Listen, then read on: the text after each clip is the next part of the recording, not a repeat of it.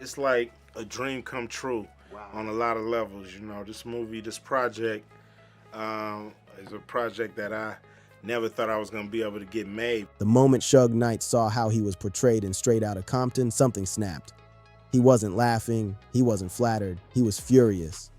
And the man they showed on screen, pistol whipping enemies, barking orders like a mob boss, that wasn't just fiction. According to prosecutors, what Suge did next was straight out of his own script, threatening calls, ominous texts, and a deadly crash that would leave a man dead and Hollywood shaken. This is the real story behind Suge Knight versus the director of Straight Outta Compton, and why one of hip-hop's most feared figures tried to rewrite the ending. Let's rewind. The portrayal that lit the fuse.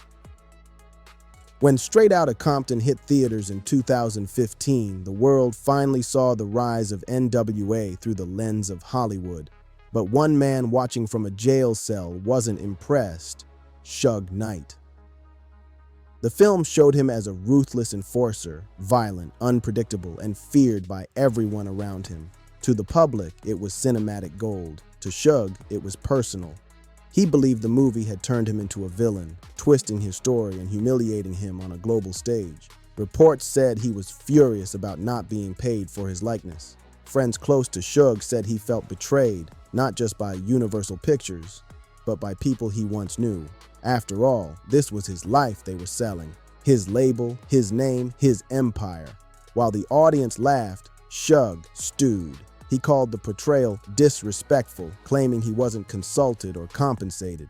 In his mind, Straight Outta Compton wasn't just a movie, it was a hit piece. Even from behind bars, he wanted the world to know he wasn't someone you could make fun of.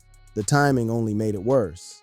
Death Row's story was already being rewritten by others. Dre, Cube, and Snoop were all shaping their legacies in interviews, while Suge's name was fading into infamy. To him, the film was another attempt to erase his power, and so, the calls began.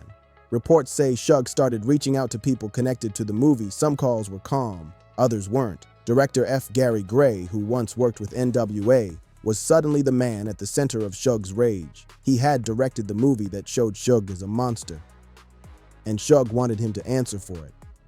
No one knew just how far it would go, but the tension between a Hollywood director and a former rap mogul was about to explode into something no one could control.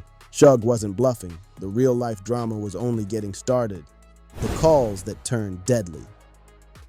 In August 2014, F. Gary Gray was in South Los Angeles, deep into shooting Straight Outta Compton. It was just another day on set. Lights, cameras, extras, and the sound of lowriders rumbling in the background. Then Gray's phone rang. On the other end was Suge Knight. Witnesses later said Suge was furious, yelling about how he was being portrayed in the movie, demanding payment, and accusing the production of using his name without permission. Gray tried to stay calm, but the tone of Suge's voice said everything. This wasn't a business call, it was a warning. He hung up, but the calls didn't stop. 2 more came in, then text messages. And these weren't ordinary texts. According to court documents, one read, "I will see you in person. You have kids just like me, so let's play hardball." To most people, that might sound like tough talk, but to anyone who knew Suge Knight, it was something else entirely. A threat. Gray, shaken, reportedly told police he feared for his life and for his family. It was the same fear that had followed Suge throughout his career, the power to make grown men freeze with a single message. Days later, production security at the Compton set was tightened. Rumors spread among the cast and crew that Suge had tried to visit the set earlier and had been turned away. Whether true or not, the fear became real. Even Ice Cube, who had worked closely with Gray, later said the tension was so thick that everyone on the project felt the danger closing in, but no one could have predicted what would come next. Just months later, that fear would spill into the streets and leave blood on the pavement. The incident that followed would take everything from a movie set into a courtroom, and once again, Suge was right at the center of it. When it comes to storytelling, to choose all of these moments, all these stories, all the controversy and the drama. But, we did. I think we did a good job, but it was hard to kind of narrow it down. The Tams Burgers incident. It was January 29th, 2015. The Straight Outta Compton buzz was everywhere. The film was nearly complete, and N.W.A. nostalgia had Los Angeles in a chokehold. But in Compton that afternoon, something happened that would remind everyone why Suge Knight's legend was built on fear. Suge drove his red Ford F-150 into the parking lot of Tam's Burgers, just off Central Avenue. He was there to meet Cleabone Sloan, a former gang member working as a technical advisor on Straight Outta Compton. What started as a conversation quickly turned into chaos. Witnesses said voices were raised. Sloan confronted Suge, accusing him of showing up uninvited and causing problems. Then the situation exploded. Moments later, Suge hit the gas. His truck barreled forward, striking Sloan, then reversed, running over Terry Carter, a respected community figure who had tried to calm things down. Carter died at the scene. The security footage was horrifying. It didn't look like an accident. It looked deliberate. Within hours, police had issued a warrant, and Suge turned himself in the next morning. He claimed self-defense, saying he was being attacked and trying to escape, but prosecutors saw it differently. The incident shocked Hollywood. One moment, they were celebrating the revival of gangster rap's golden era. The next, the film was tied to a real-life killing. Even though F. Gary Gray wasn't there that day, everyone knew what it symbolized, that Suge's anger over the movie had spiraled out of control. Suge now faced decades behind bars. The case became known as the Tam's Burgers hit and run. News outlets played the footage non-stop, replaying the brutal clip like a twisted sequel to his reputation. For the crew, it was more than a tragedy, it was a message. Suge Knight had always blurred the line between business and intimidation, and this time that line had been crossed in front of the world. The next stop wasn't the studio, it was the courtroom. Wrapped up just moments ago, Marion Suge Knight appeared in court this morning pleading not guilty to those charges. In this case, it stems from an alleged threatening text message he sent to the director of the movie Straight Outta Compton. The courtroom shadow. By 2017, the buzz around Straight Outta Compton had turned into whispers about what happened behind the scenes. The movie was a global hit, nominated for awards, praised for its realism.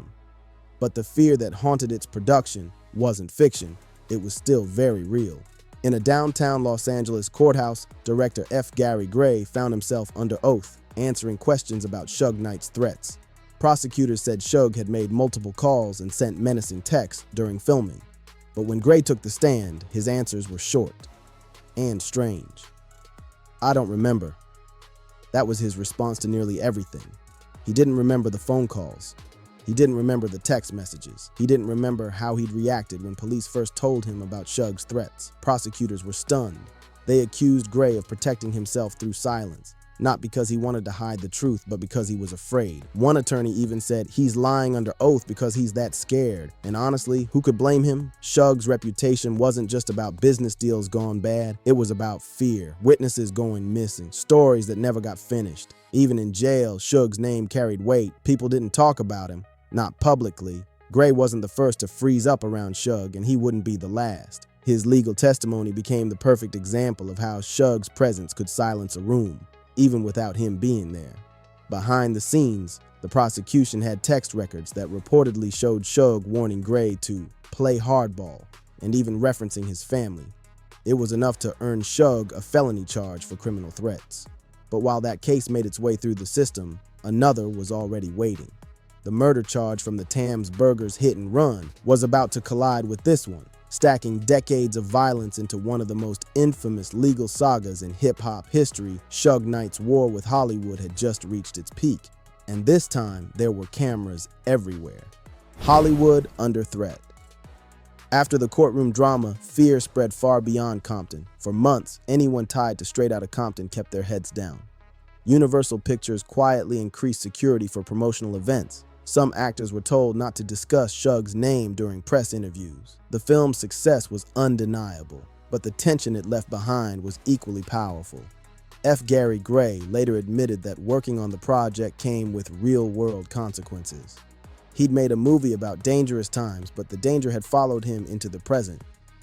Cast members, including Ice Cube's son O'Shea Jackson Jr., recalled a strange mix of pride and unease when the film premiered. Everyone was celebrating the art, but somewhere in the back of their minds, they knew the man they'd portrayed on screen was still alive, watching. Suge's influence was impossible to ignore. Even from jail, he remained a mythic figure, half entrepreneur, half menace. Industry insiders whispered that he was trying to control the narrative from behind bars, telling anyone who would listen that the movie had disrespected the real story. Some even claimed he planned to produce his own version of events once he got out. At the same time, journalists dug through court transcripts, uncovering the threatening messages and details of the Tams Burgers case. One Los Angeles Times report described Suge's texts as deeply menacing, warning Gray that the devil's money can't save no one. For Hollywood, this wasn't just a gangster story. It was a reminder that the streets could still reach into the studio system. The combination of art, ego, and intimidation created a chilling backdrop for one of the most acclaimed biopics of the decade. What made it even more surreal was that Suge's legend, the very image he hated, was now cemented forever. The more he fought against his portrayal, the more he became exactly what the movie showed, a man who ruled through fear. And that fear, it still echoed long after the final credits rolled. A legacy of violence and control. For decades, Suge Knight had been more than just a record executive. He was a force of nature. In the early 90s, he built Death Row Records out of South Central Los Angeles, signing Dr. Dre, Snoop Dogg, and later Tupac Shakur.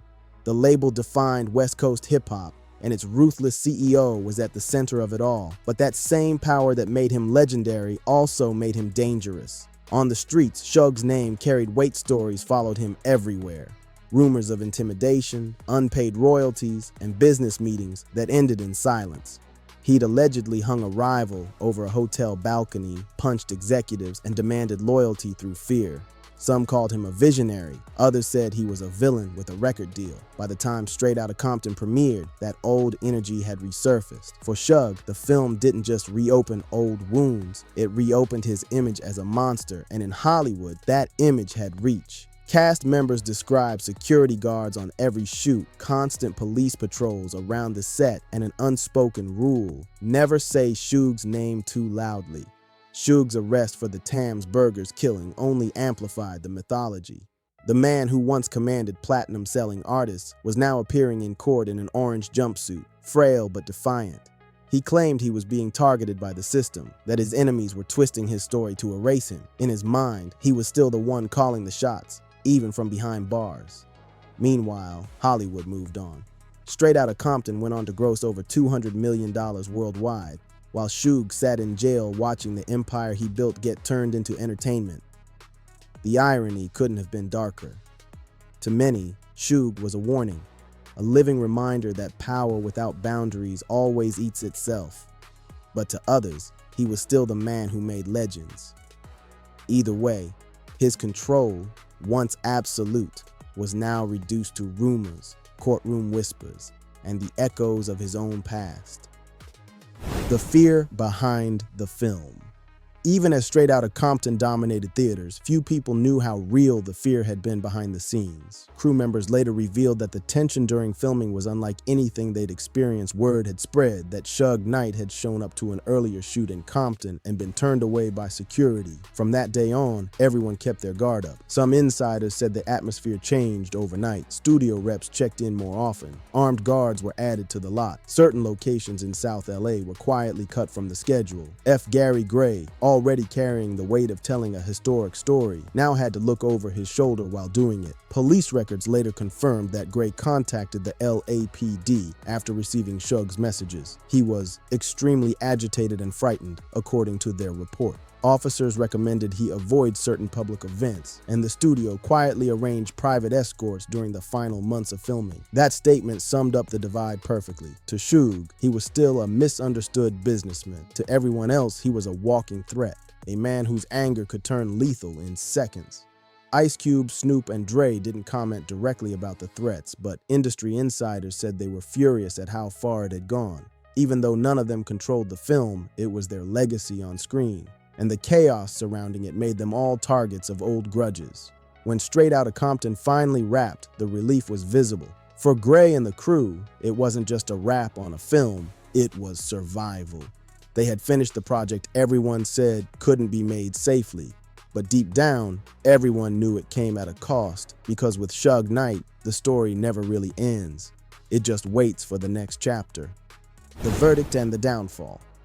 By 2018, the world had moved on from the headlines, but Suge Knight's story hadn't.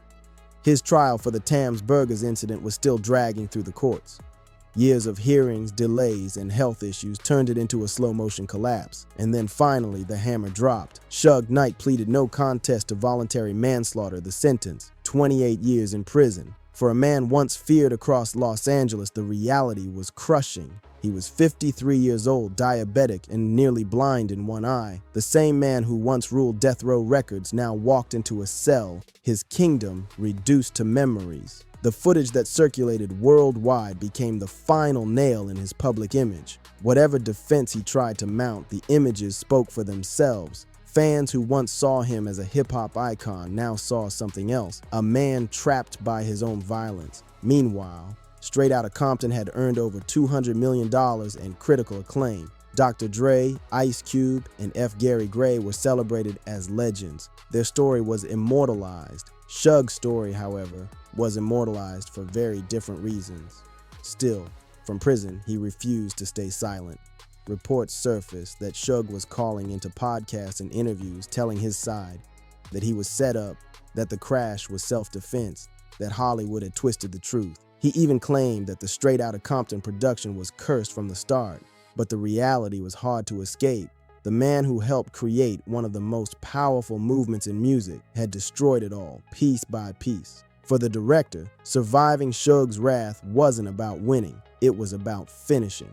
For Suge, the movie wasn't just a film, it was a mirror. And when he saw his reflection, he couldn't stand what was staring back. The legend of Death Row was over, and with it, the legend of Suge Knight had come full circle, from Kingmaker to Cautionary Tale.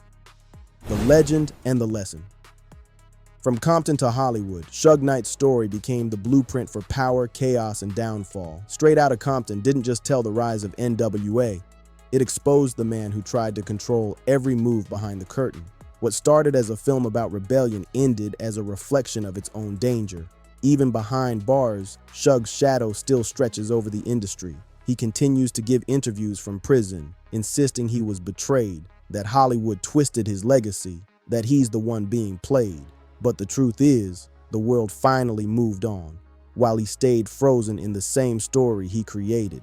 That truth hit harder than any beat Death Row ever dropped. It reminded everyone that behind every legend in hip-hop there's a price. And for Suge, that price was everything. He once built an empire from the streets, turning defiance into millions, but control was his addiction, and fear was his weapon. It made him powerful, and it's what destroyed him. By trying to rewrite his image, Suge only confirmed it. The threats, the violence, the paranoia, they became his brand, F. Gary Gray walked away from the chaos with a hit movie and a career that skyrocketed. Suge walked into a prison cell, still blaming everyone else for the empire that collapsed under his watch. Maybe that's the real ending. Straight Outta Compton never showed. Not the music, not the fame, but the fall of the man who thought he could bully the world into telling his story his way. And in the end, the film didn't destroy Suge's legacy. He did. Because legends don't die from lies. They die when the truth finally catches up. But for the first time in his life, Suge Knight's story isn't being written by fear. It's being written by history. The price of power. Suge Knight's war with Straight Outta Compton wasn't just about a movie, it was about control. For decades, he ruled hip-hop through loyalty and fear. But when that power slipped away, he did what he'd always done. He fought back. This time, though, the battlefield wasn't the music industry, it was Hollywood. And Hollywood doesn't flinch. F. Gary Gray's film captured the rise of a generation that refused to be silenced. Suge's rage, his threats, and his final fall only made the story more tragic and more real. He wanted to protect his image, but instead he cemented it.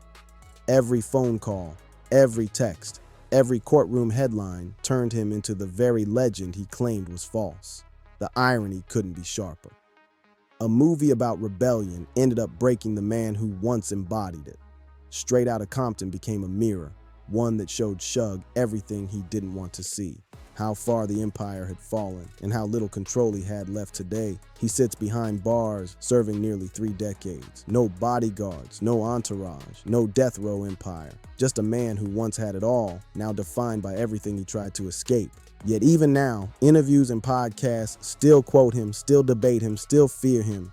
Suge Knight may have lost his freedom, but his legend remains larger than life. The cautionary tale of what happens when power becomes obsession.